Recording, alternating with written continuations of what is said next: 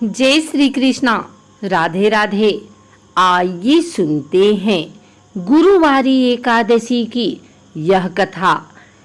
सैनी व्रत को देवसैनी और पद्म नाम एकादशी के नाम से भी जाना जाता है। पद्म पुराण में बताया गया है कि जब युधिष्ठिर ने भगवान श्री कृष्ण से पूछा कि आषाढ़ मास की शुक्ल पक्ष की एकादशी का क्या नाम और महत्व है, भगवान श्री कृष्ण ने युधिष्ठिर को बताया कि आषाढ़ महीने में शुक्ल पक्ष की जो एकादशी होती है, उस दिन से 4 महीने तक भगवान विष्णु अपने एक ही रूप में पाताल लोक में राजा बलि को दिए वचन के अनुसार निवास करते हैं और अपने चतुर्भुज रूप में बैकुंठ में शीशनाग की सैया पर शयन करते हैं। इस एकादशी के दिन से 4 महीने तक भगवान के शयन में चले जाने से इस एकादशी को शयनी, देवशयनी एकादशी, पद्मनाभ एकादशी और थोली एकादशी भी कहते हैं। देवशयनी एकादशी के विषय में पद्म पुराण में बताया गया है कि आषाढ़ शुक्ल एकादशी के दिन भगवान विष्णु राजा बलि को दिए वचन को निभाने के लिए हर साल पाताल लोक में वामन रूप में पहुंचते हैं और इसी रूप में पाताल में 4 महीने रहते हैं। दरअसल वामन अवतार के समय जब वामन भगवान बने, विष्णु ने राजा बलि से 4 पग सब कुछ ले लिया। तब राजा बलि ने भगवान से कहा कि प्रभु, सब कुछ मैंने आपको सौंप दिया है, अब मुझ पर कृपा कीजिए। भगवान ने राजा बलि की दानशीलता और भक्ति को देखते हुए वरदान मांगने के लिए कहा। राजा बलि ने कहा कि प्रभु, आप मेरे साथ पाताल लोक में निवास करें। भगवान भक्त की विनती को टाल नहीं पाए।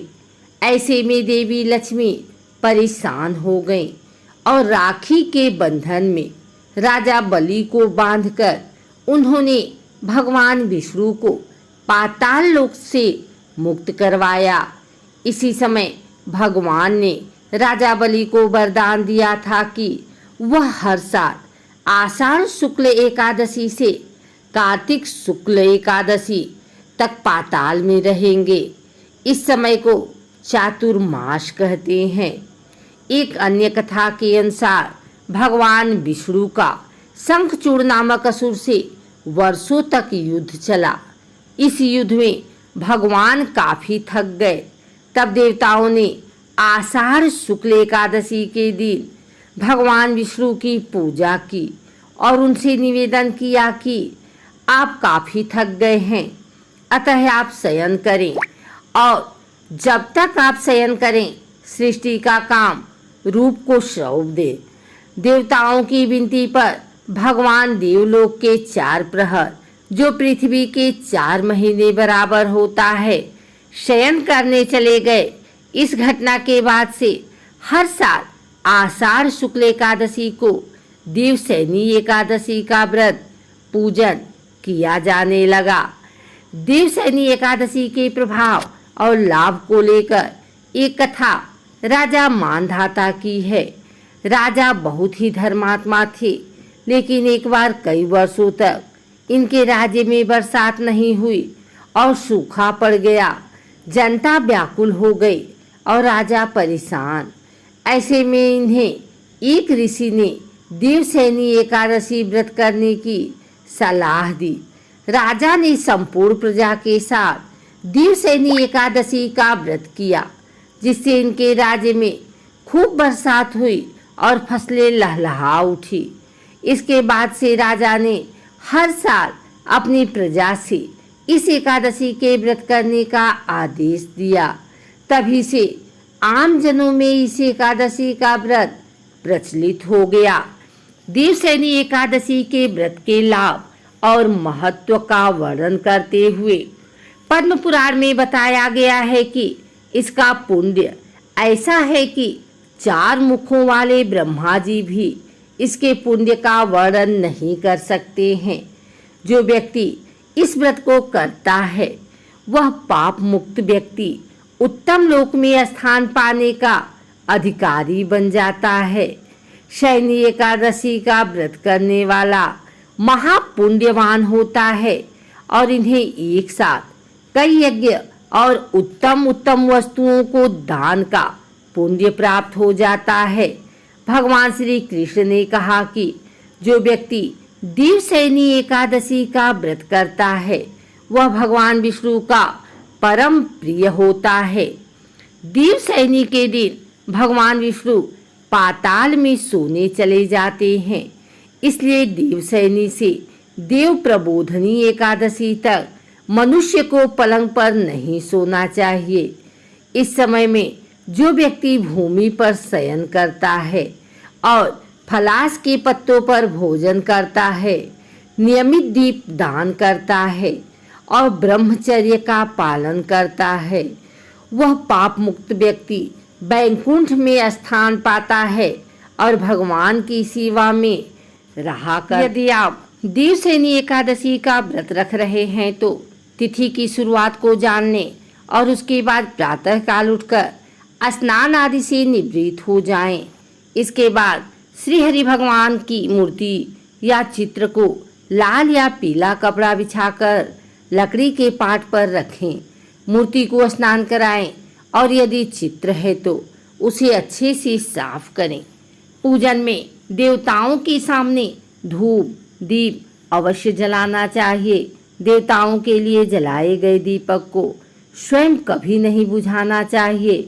फिर श्री विष्णु जी के मस्तक पर हल्दी कुक्कू गोपी चंदन और चावल लगाएं। फिर उन्हें हार और फूल चढ़ाएं।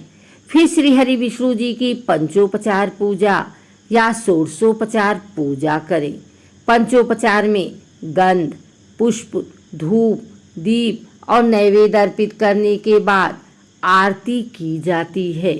पूजन में अनामिका अंगुली छोटी उंगली के पास वाली से गंध चंदन कुमकुम अबीर गुलाल हल्दी मेहंदी लगाना चाहिए। भगवान विष्णु को पीले वस्त्र पीले फूल पीला चंदन चढ़ाएं।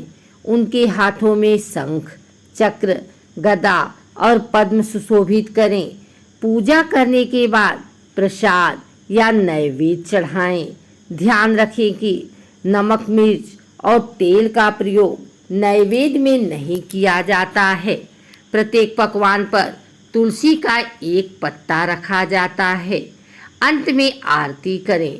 आरती करके नैवेद्य चढ़ाकर पूजा का समापन किया जाता है और वही नैवेद्य प्रसाद के रूप में वितरित किया जाता है। षोडशोपचार पूजा में पूजा सामग्री बढ़ जाती है और फिर विधिवत रूप से पूजा की जाती है और अंत में विष्णु सहस्त्र नाम स्तोत्र का पाठ किया जाता है। भगवान विष्णु को ही कहते हैं, हे जगन्नाथ जी, आपके निद्रित हो जाने पर संपूर्ण विश्व निद्रित हो जाता है और आपके जग जाने पर संपूर्ण विश्व तथा चराचर भी जागृत हो जाते हैं। भगवान विष्णु के यह है मंत्र, ओम नमो नारायणाय, ओम विष्णुवे नमः, ओम हूं विष्णुवे नमः। उपरोक्त प्रकार से श्री हरि विष्णु जी का पूजन करने के बाद ब्राह्मणों को भोजन कराकर स्वयं फलाहार ग्रहण करें। देवशयनी एकादशी पर रात्रि में भगवान विष्णु का भजन कीर्तन करना चाहिए और स्वयं के सोने से पहले भगवान को शयन कराना चाहिए। दूसरे दिन पारण करके ब्राह्मण भोज कराना चाहिए। अगर आपको हमारी वीडियो अच्छी लगी हो तो इसे लाइक करें, कमेंट करें, शेयर करें।